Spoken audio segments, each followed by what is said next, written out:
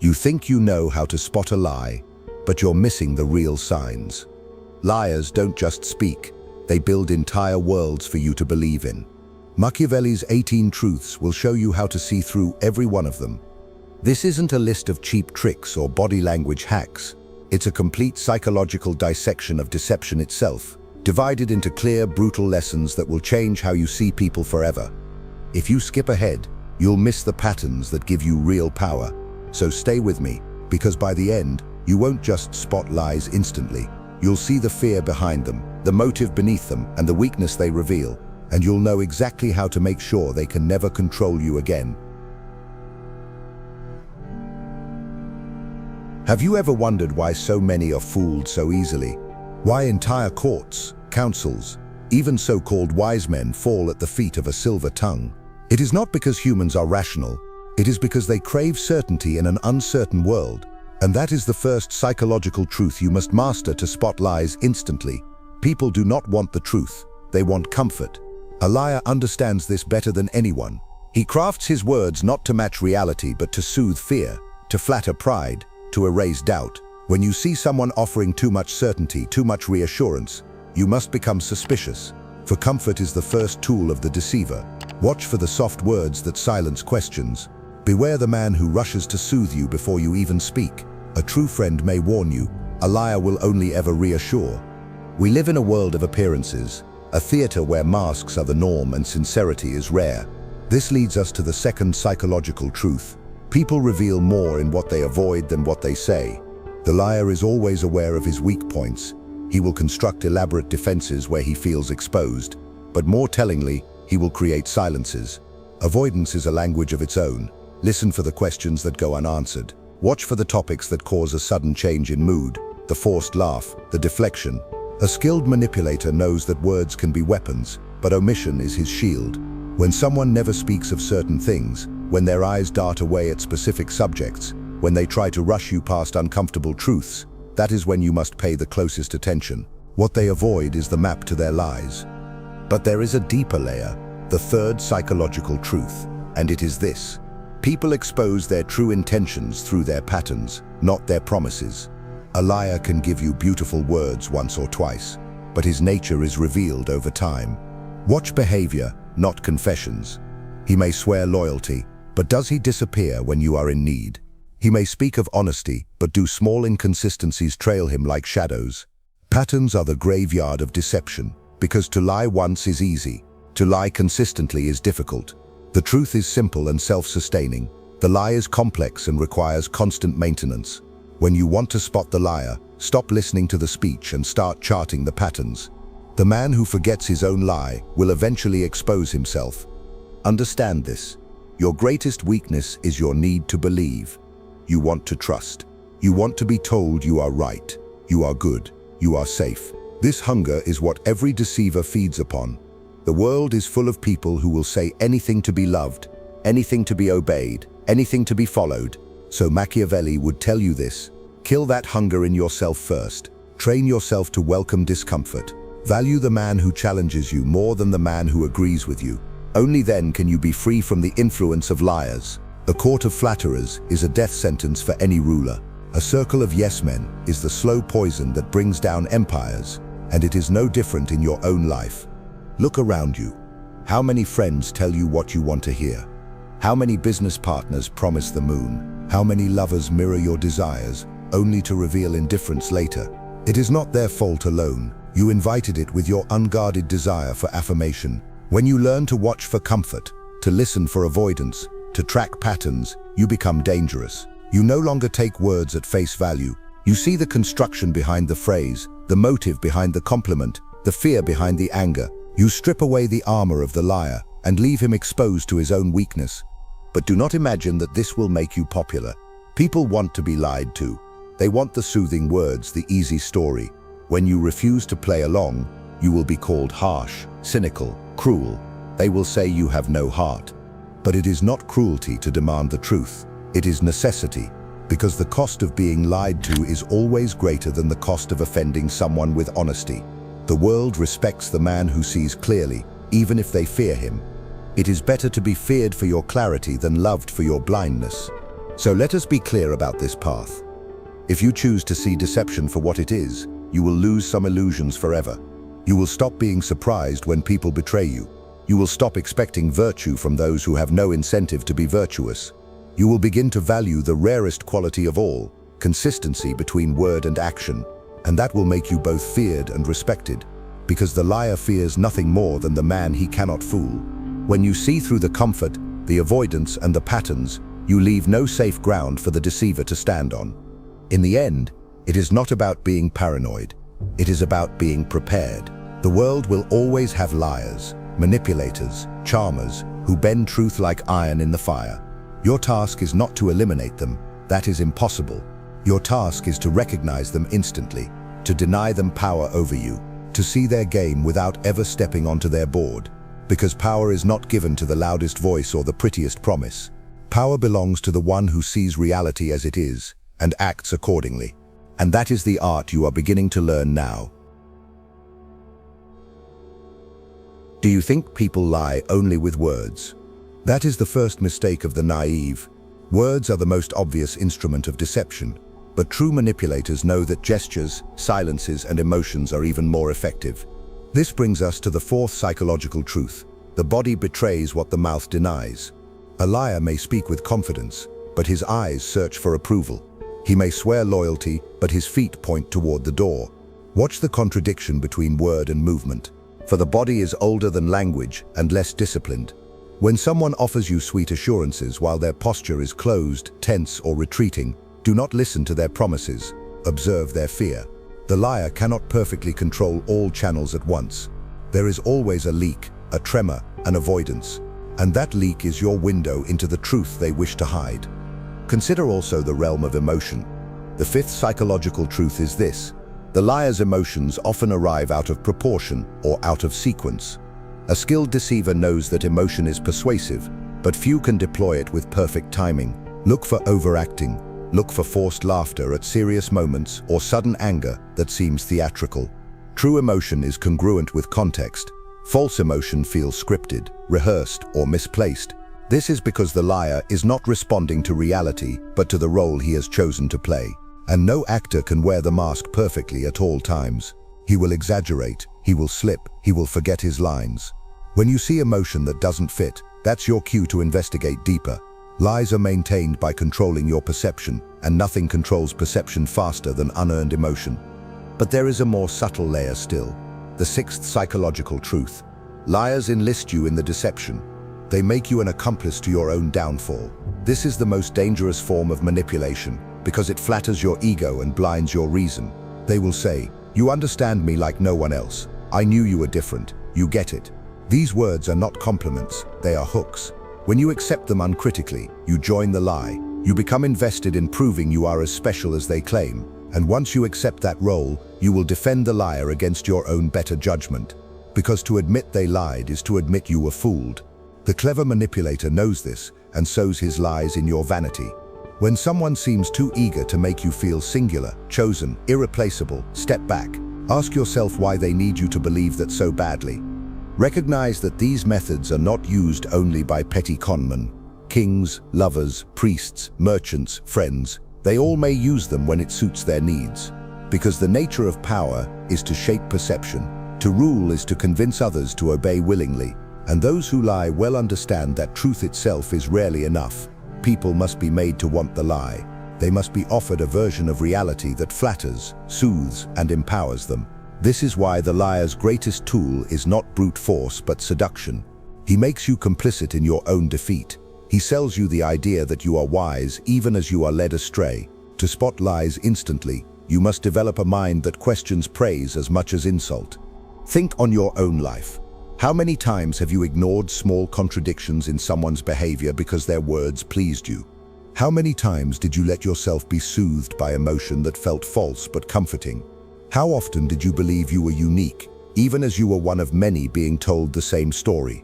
This is not an indictment of your intelligence, but of human nature itself. We are wired to want connection, belonging, significance. The liar knows this, and so you must know it even better. The first defense against deception is to understand your own desire to be deceived. For when you see your weakness clearly, it can no longer be exploited without your consent. I will tell you this without apology. Trust is a currency too easily given. The wise do not withhold trust out of cruelty, but out of clarity. Trust must be earned, not given freely to any who smile convincingly or weep on command. Because when you give trust without caution, you place your destiny in the hands of another's honesty, and honesty is rarer than diamonds. The man who would not lie has little motive to gain power over you. The man who seeks power will always learn to lie. Therefore, hold trust as you would hold a blade. Use it with precision, with awareness of the damage it can do when mishandled. If you would be free of manipulation, train yourself to see these patterns without anger or self-pity. Do not curse the world for having liars in it. They will always exist. Instead, thank them for sharpening your mind. For every lie you uncover, you strengthen your ability to command your own fate. Power belongs not to the most honest, but to the most perceptive. And perception begins with the refusal to be lulled by appearances, by sweet words, by flattering lies. Once you see the body betraying the words, the emotion arriving out of place, the seduction of complicity, you become immune to the old tricks. The liar can only deceive those who want to believe. Let that no longer be you. People think deception is an event, a single act, a spoken lie, a forged document, a false promise.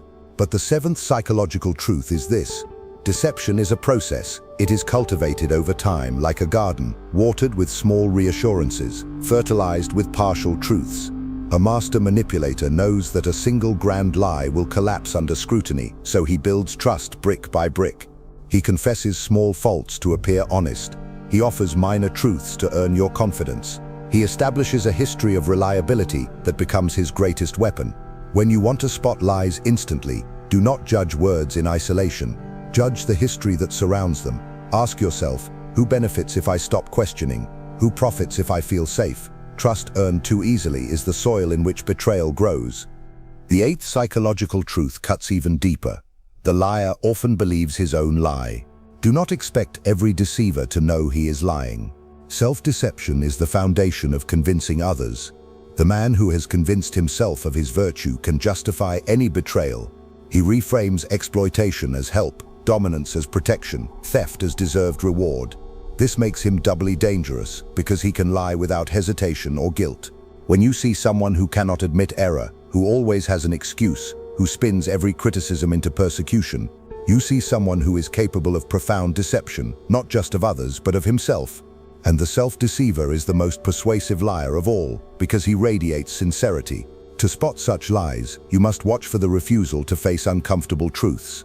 The more allergic someone is to honest self-examination, the more capable they are of deceiving you without even realizing it.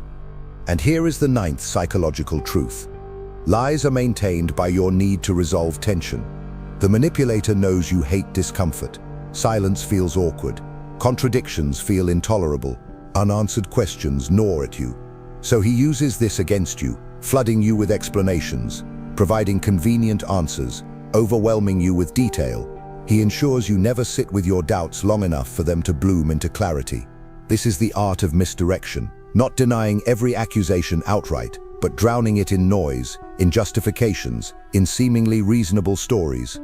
If you want to spot lies instantly, train yourself to be comfortable with discomfort. Do not rush to resolve ambiguity. Let contradictions remain exposed.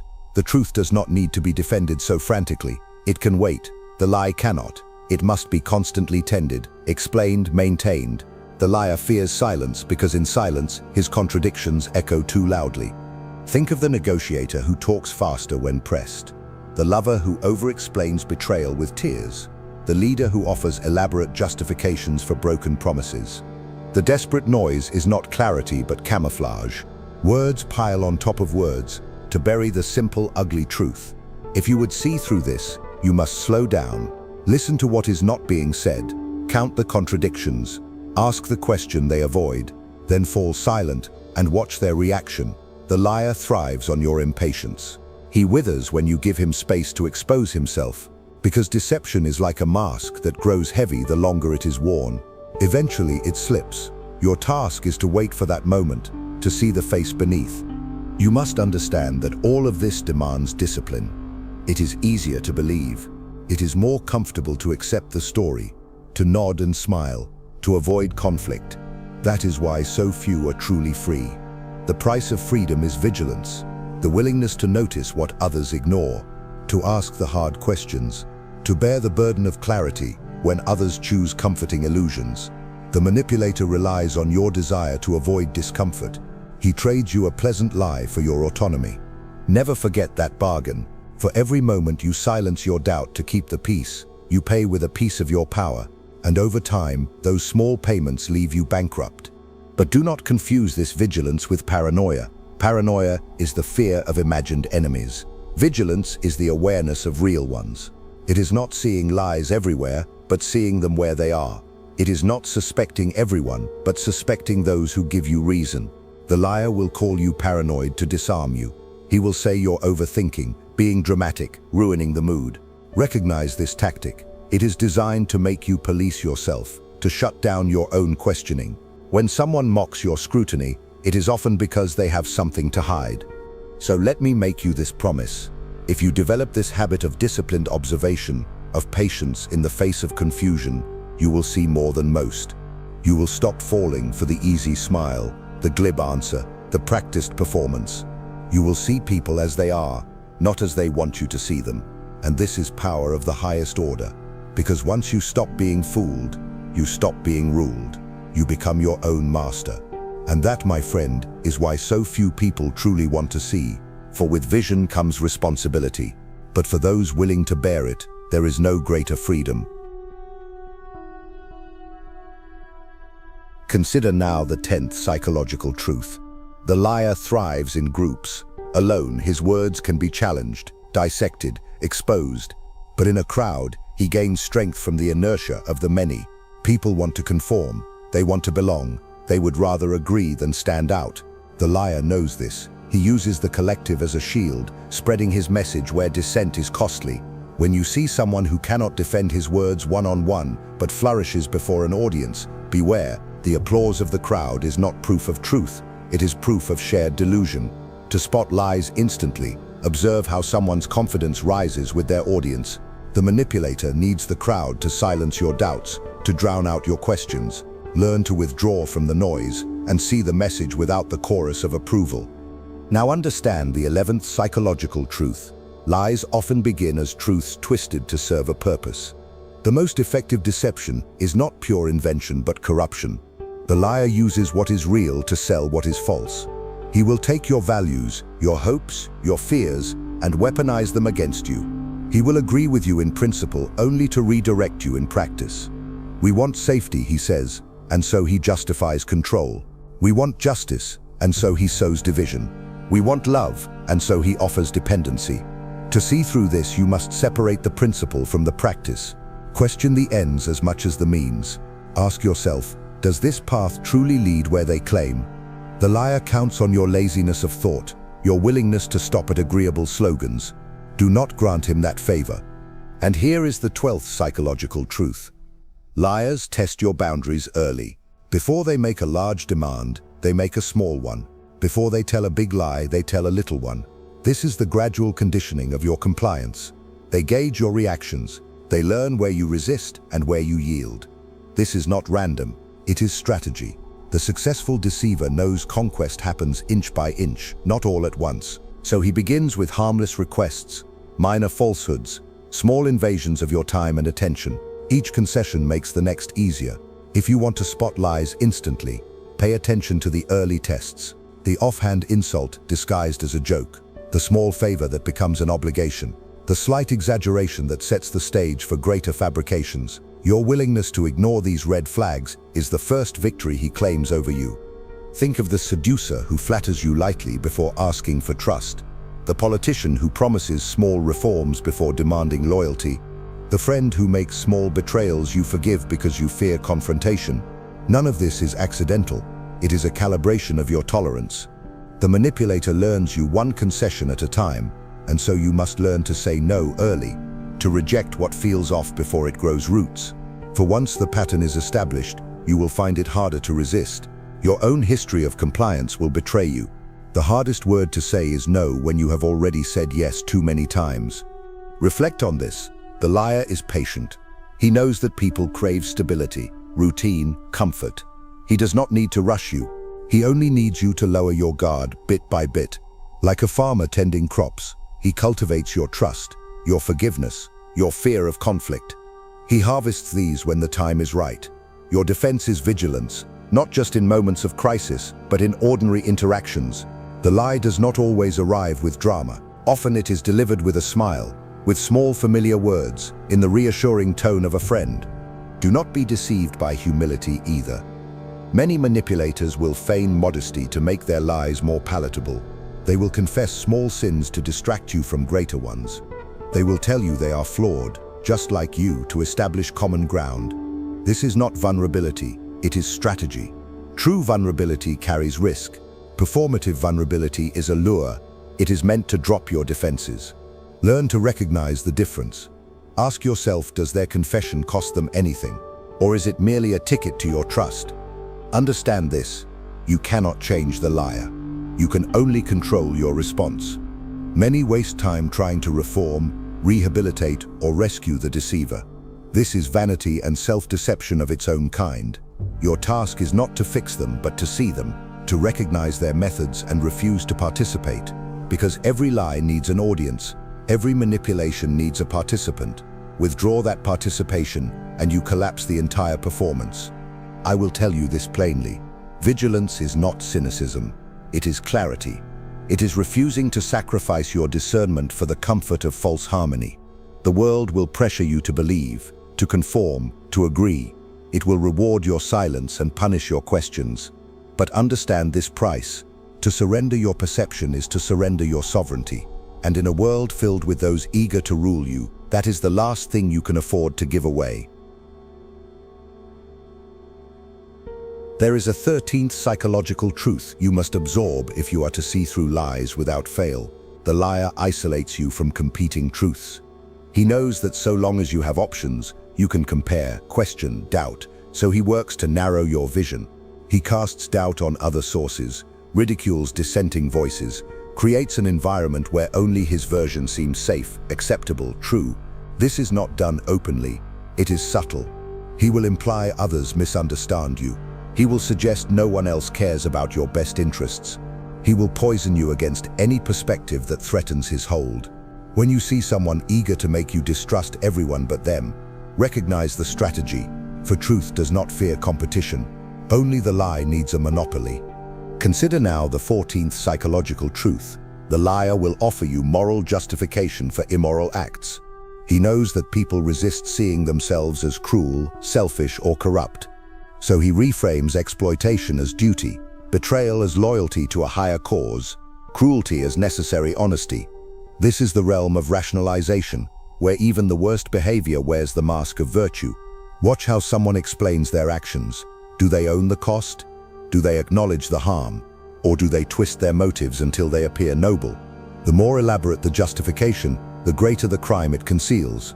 To spot this lie instantly, you must refuse to be seduced by righteous language. Judge the deed itself, not the story crafted around it. The manipulator depends on your desire to see yourself as good. Break that need, and you break his hold.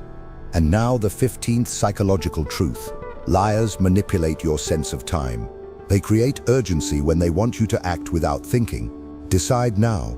No time to lose. This offer won't last. They know reflection is the enemy of impulse. Conversely, when you demand answers, they may stall, delay, spin endless webs of confusion to buy time. Urgency and delay are both weapons in the deceiver's arsenal, chosen to fit his needs. When someone rushes you, ask why. When someone drags things out endlessly, ask what they fear you will discover. Time is the canvas on which truth reveals itself. Lies are always threatened by time because time invites examination. The manipulator seeks to control your perception of time, so he can control your decisions. Learn to control your own pace. Resist being hurried or lulled. Insist on your own rhythm of thought. Reflect on your own experiences. How often have you agreed to something you later regretted because you felt rushed? How often have you let issues fade because someone delayed until your resolve weakened? The liar understands human impatience. He relies on your discomfort with waiting, your eagerness to resolve uncertainty. But patience is power. The ability to let silence stretch, to let questions hang unanswered, to let demands for instant loyalty go unmet. This is the shield of the perceptive. The manipulator fears nothing more than the person who refuses to be rushed, who will not yield their timeline to another's plan. Let me speak plainly. Most people do not want to bear this responsibility. They would rather be hurried than admit they do not know. They would rather accept the lie than endure the tension of uncertainty. But this is precisely why lies flourish. They fill the void left by your unwillingness to think. The manipulator does not make you a fool. He relies on your willingness to be one. If you would see through him, you must cultivate your tolerance for ambiguity. You must become comfortable saying, "I don't know yet." That single phrase is poison to the liar's plan. You see, the manipulator thrives on your reactions. He pushes your buttons to control your pace, to dictate the rhythm of your choices. He wants you angry so you lash out, fearful so you retreat, thrilled so you commit. Every emotion he triggers is another leash he holds. The wise man does not become unfeeling, but he refuses to be led by feelings alone. He observes them without surrender. He lets emotion inform, but not dictate. This emotional discipline is your armor against those who would deceive you with urgency, with delay, with drama. And here is the root of it. Truth does not beg. It does not chase. It does not vanish under scrutiny or flee the passage of time. Lies do all these things. The truth stands patient. It can wait for your eyes to clear, but the liar cannot wait. He needs you blind now. He needs you obedient now. He cannot afford your questions or your hesitation. So he invents emergencies, or he sinks you in fog. Your task is to see both strategies for what they are, attempts to steal your agency, to make your choices for you. When you claim mastery over your own timeline, you reclaim mastery over your own mind. We arrive now at the 16th psychological truth. The liar exploits your need for belonging. Few can endure the pain of being outcast, of standing alone against the group. The manipulator knows this and engineers situations where agreement means acceptance and dissent means exile. He frames loyalty as conformity, unity as silence. He praises those who comply and isolates those who question. In this way, he creates a culture of fear, masked as harmony.